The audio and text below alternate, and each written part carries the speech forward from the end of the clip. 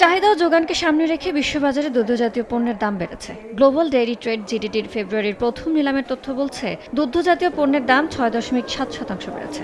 175 জনের অংশ নিয়ে নিলামে 24,038 টন পণ্য বেচাকেনা হয়েছে। টনপ্রতি গড় দাম পড়েছে $3,830।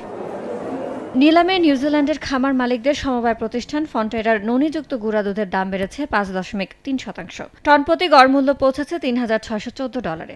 আর ননি ছাড়া গুঁড়া দুধের দাম 10.6% বেড়ে প্রতি টনের গড় মূল্য পড়েছে $2,874।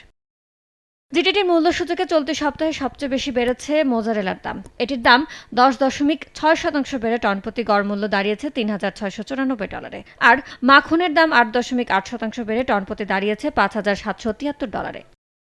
একই সঙ্গে বেড়েছে বাটার মিল্ক পাউডারের দামও। এটির দাম 6.4% বেড়ে টনপ্রতি গড় মূল্য দাঁড়িয়েছে $3,147। আনহাইড্রেস মিল্ক ফ্যাটের দামও 5% বেড়ে টনপ্রতি দাঁড়িয়েছে $6,524। চেডারের দামও 3.8% বেড়ে প্রতি টনের দাম হয়েছে $4,772। আর ল্যাকটোজের দাম 1.5% বেড়ে টনপ্রতি বিক্রি হয়েছে $1,410। ইয়ানুর শিফাত, সময় সংবাদ।